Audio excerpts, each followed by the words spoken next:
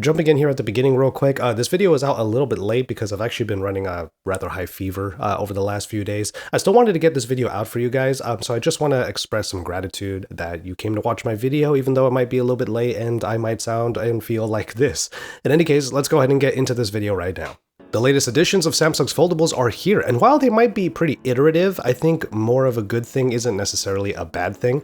Hey, it's a sickly Joshua Vergara. What's going on, everybody? It's not COVID, thankfully, but I did get sick heading to New York City to check out the Samsung Galaxy Z Flip 4 and the Galaxy Z Fold 4. I think by now, after a few generations of the Flip and the Fold, you know which one might work best for you. There are some key enhancements that refine or actually bolster either of the phones, so let me know if you're actually planning on the upgrade in the comments below, and for more on the Samsung foldables, make sure you subscribe to my channel. If you're new to Samsung's foldable lineup, the wow factor is still probably there for you. In a world of slab smartphones, the fact that there are literal folds in these two make them instantly unique.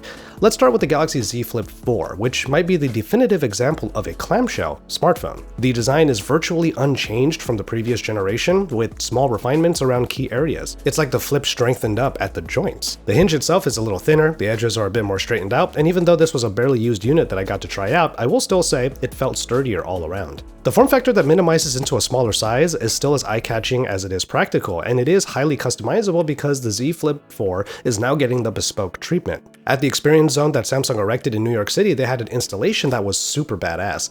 I know that actually putting together a Z Flip 4 with the new gold frame and custom back plates is actually a big process, but if it was as easy as a Tokyo vending machine like this, I would absolutely buy my phone in this manner. The added stability in the hinge continues to support the phone's various flexes, pun intended, when it comes to viewing or even creating content. There should be little issue with using the phone on the daily, as both the Flip and the Fold this year get the Qualcomm Snapdragon 8 Plus Gen 1, making them pretty viable options for more intensive flows like video editing for social media and heavier gaming. But it's the form factor of the Flip that opens up a lot of possibilities. Even if it might shrink the video size considerably, being able to lay the back of the phone down and then prop up the top half makes for easier viewing of things like YouTube videos. Getting the right angle for a selfie using the rear cameras comes in very handy sometimes, and now Samsung is supporting the growing world of vertical video by allowing for portrait orientation shooting, complete with a small but effective preview of the full frame in the cover display. Now, the cameras of the Z Flip 4 have updated sensors but retain the 12 megapixel resolutions for both the main and the wide. By the by, the cover display is still also a nice way of getting quick information without having to open up the phone, and you can send quick replies from it and answer calls without having to open it. So now let's go from folding down to opening up. The Galaxy Z Fold 4 still stands as the shining example of what a premium large foldable can be for an everyday user, especially one that either dabbles in or just lives that power user life. The Z Fold 4 seems to have gotten the most refinement treatment. See, when closed, the phone has been ever so slightly shortened, so it doesn't feel like a really thin candy bar, but the slimmer bezels in both the outer and the inner displays are what is most noticeable. I think the outer display having a bit more real estate and not being as slim will help overall daily use as a regular phone, which you might remember was the key hurdle I had when trying to use the previous Fold on the daily. But it's when opening up the phone that the fun really starts. Just like with the Flip, I noticed that the hinge feels a bit sturdier, but of course extended use might change that. It may or may not, as Samsung was trying to show that off at the experience zone where there was a wall where Fold 4s were constantly being folded and unfolded in perpetuity. Also, speaking of durability, both foldables retain their IPX8 ratings. Anyway, we have the inner screen. It's the canvas by which you can have larger videos, bigger games, and more space to get a lot of stuff done, even all at once. The act of going from the outer display to the inner is still pretty cool, as the app you're using just gets blown up and in most cases becomes way better. Not to mention it has that 120Hz refresh rate to help synergize the experience of gaming via the Snapdragon 8 Plus Gen 1. As always, it's up to you whether or not this is something you really want to have in an everyday smartphone, but without a doubt, it's pretty dope. The under display camera is even more hidden now beneath that large display, so nothing really cuts into what you're doing. And of course, flex mode is still there for when you want some comfortable folded up viewing. The Galaxy Z Fold 4 is also one of the first phones to support the new Android 12L, a version of the operating system that is optimized for bigger, often foldable displays. This version comes complete with a bottom dock that can be accessed pretty much at any time so that you can easily access recent or frequently used apps and drag them up to create a multitasking workspace. There are a ton of possibilities with a larger canvas, and it's great to see that Samsung continues to move the needle on the Fold's practicality. But there is one thing I have to talk about here, and in the comparison between Flip and Fold, you might hear me talk about this often, the Galaxy Z Fold 4 got an updated main sensor, one that is 50 megapixels, and that's great news. But given the usefulness of the form factor in the Z Flip, I wish that Flip got the same treatment.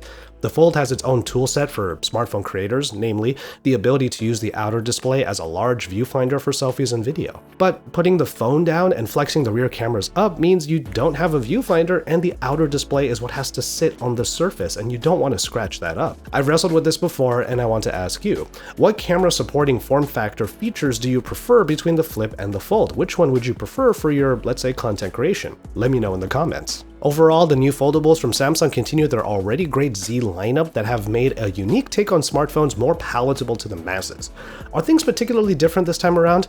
Not really, but they probably don't even have to be. These folding form factors have proven their staying power with users who are willing to try something unique, so adding just a few updates here and there makes sense at least for now. Pre-orders are starting right now, and I have links below for you to use if you want a Z Flip 4 or a Z Fold 4.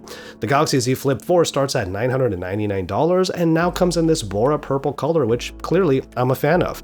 Meanwhile, the ultra premium Galaxy Z Fold 4 carries a matching price point starting at $1799. Here's the thing though, there are actually quite a few deals out there that might help make these prices a little bit easier to handle, so make sure you visit the description and the pinned comment below for various promotions and trade-in deals that can help make these smartphones your next foldable foray. Now, I do want to make sure that I mention the two accessories that Samsung also announced at Unpacked, the Galaxy Buds 2 Pro and the Galaxy Watch 5.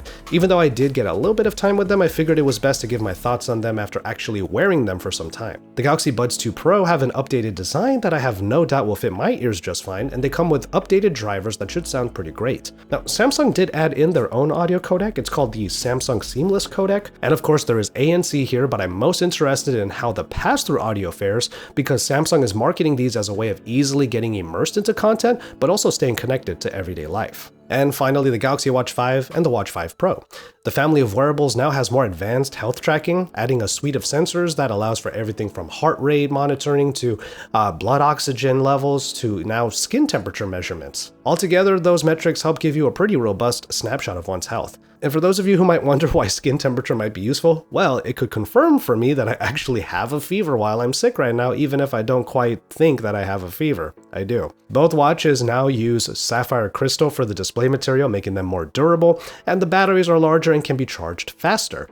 The battery gets even larger in the Galaxy Watch 5 Pro, which has a larger body overall. The design has a rim that sort of concaves down into the touchscreen, but it is also touch sensitive because the rotating bezel input is still there. The actual rotating bezel might be a thing of the past, at least for now, but it's nice that there's still something kind of like it that is here. These accessories look to complement the new foldable lineup pretty well, and information about their pre-orders, pricing, and availability will be found in the description and in the pinned comment below. For more on everything that was announced at this year's Samsung Unpacked, make sure you subscribe to my channel. Sound off by hitting the like button and getting into the comments.